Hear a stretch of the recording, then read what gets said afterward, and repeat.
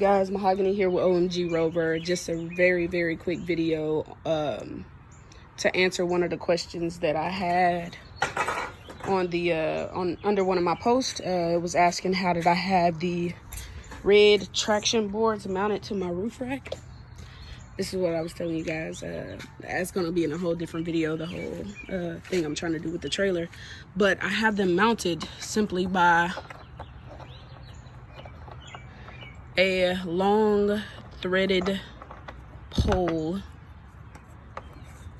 Oh crap.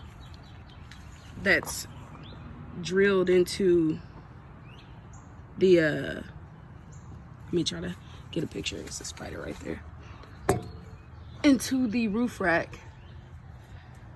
I'm pretty sure there's more ways to do this than to drill a hole through your roof rack, but I wanted a permanent solution that didn't cost a lot of money, so I decided to do this. And basically what I did was drill a hole big enough for my 3/8 threaded pole to go through the roof rack over to the other side of the traction board. And then, if I can find it, I drilled a hole through a metal piece of flat bar so that I can just put it on there, secure it, and tighten it down with a 3/8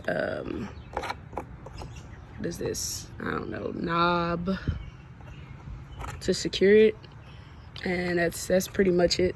I can put a list below of like a material list below, so it'll be easy for you guys to find it. I found all of this stuff at Lowe's for I think under $10 because the threaded bar came in one long piece. So I just cut down both pieces, made this piece longer so that I could drill a hole to put a lock on there, so that it'll be not as easy, I guess, to take it, because it's a lock on both sides on that one over there.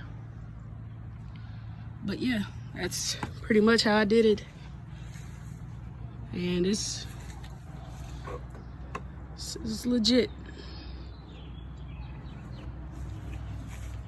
All right, thanks guys. Peace.